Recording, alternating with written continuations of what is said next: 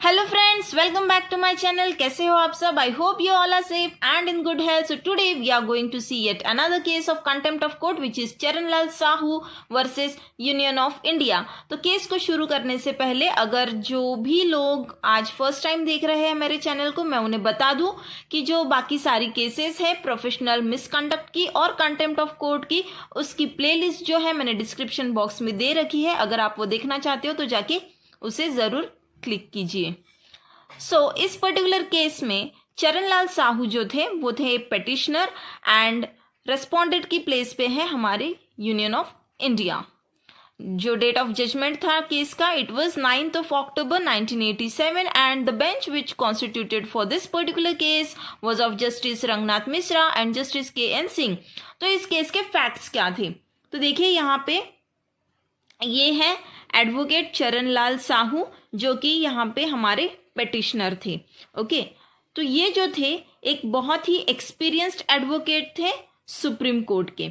So he was an experienced advocate of the Supreme Court. He was not a fresher. ये fresher नहीं थे, ये youngsters नहीं थे, ये काफ़ी एक्सपीरियंस थी और ये चीज़ इस केस में ज़्यादा मायने रखती है ना। उन्होंने एक पिटिशन जो है वो रिट पिटिशन जो है वो फाइल किया था under article 32 of our Indian constitution. तो उस पिटिशन में क्या लिखा गया था? उसमें लिखा था द वर्किंग ऑफ द जजेस of the apex court was cocktail based on western common law and American techniques. देखिए, किसी भी कॉमन सेंस वाले इंसान को यहीं पे इस फर्स्ट सेंटेंस में पता चलेगा, क्योंकि यहाँ पे एक कॉकटेल इस वर्ड का यूज किया है। तो कॉकटेल वर्ड देखिए इसका मीनिंग क्या है, आप डिक्शनरी मीनिंग इसका देखेंगे तो ये अल्कोहलिक जो ड्रिंक्स है उसके रिलेशन में ये यूज किया जाता है। तो वर्किंग जो है हमारे कोर्ट का, apex court means the Supreme court. Apex means सबसे जो हाईएस्ट कोर्ट है और इंडिया का हाईएस्ट कोर्ट कौन सा है? Supreme court. सुप्रीम कोर्ट के ऊपर कोई कोर्ट नहीं है। तो यहाँ पे उनके पेटिशन में उन्होंने सीधा सीधा लिखा कि जो सुप्रीम कोर्ट का जो वर्किंग है, मतलब वहाँ की जो जजेस है उनका जो वर्किंग है वो किस तरह है, वो कैसा है? कॉकटेल है। तो यहाँ पे सीधा सीधा अल्कोहलिक ड्रिंक्स की तरह बताया गया है। And the working was based on common law and American techniques, ऐसा भी उसमें कहा है। मतलब हमारी खुद की कुछ ओरिजिनलिटी है नहीं, हम जो है बस दूसरों के जो लॉज है और टेक्निक्स है इन्हें फॉलो कर रहे हैं। सेकेंड पॉइंट क्या था कि the court had become a constitutional liability without having control over the illegal acts of government. तो कोर्ट जो है बेसिकली बस ये कॉन्स्टिट्यूशनल लायबिलिटी है और कुछ भी नहीं है, और जो कोर्ट है उनका कोई भी कंट्रोल नहीं है गवर्नमेंट की इलीगल एक्ट्स के ऊपर। तो ये भी एक अनदर ये ब्लेम हो गया। Then third, the court was sleeping over the issues like Kumbhakarna. देखिए यहाँ पे कुंभकर्णा इस वर्ड को यूज किया है।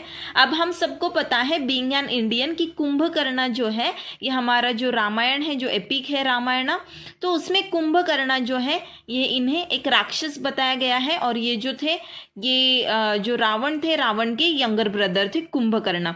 तो ये राक्षस फैमिली को बिलोंग करते थे and he used to sleep for around 6 months। तो उसी तरह कोर्ट को भी कुंभकर्ण से कंपेयर कर दिया गया। मतलब सीधा सीधा देखिए एक राक्षस के साथ कंपेयर कर दिया है, एक डेमोन के साथ कंपेयर कर दिया है। तो डेफिनेटली कंटेम्प्ट तो हुआ है। हमें बिल्कुल फर्स्ट लाइन में यहाँ पे समझ में आया था, क्योंकि the use of word cocktail, this language is not expected.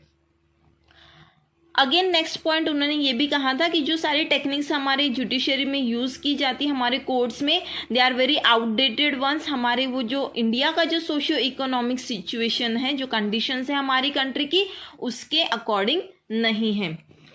Then what was held, क्या जजमेंट आया इसका, इसमें कोर्ट ने क्या कहा? सो it was clearly said that the petitioner is prima facie guilty of contempt। हमने ये पढ़ते वक्त ही जो पॉइंट्स थे वो पढ़ते वक्त ही हमने देख लिया था कि इसमें डेफिनेटली प्राइमा फेसी केस है ये कंटेम्प्ट का। Second, it was said that the language, the petition was couched in unsavory language। unsavory language means unpleasant, जो खराब है बिल्कुल भी। तो हमने देखा पहले वाले पॉइंट्स में definitely the language was not at all formal और इन एन एक्सपेक्टेड वे।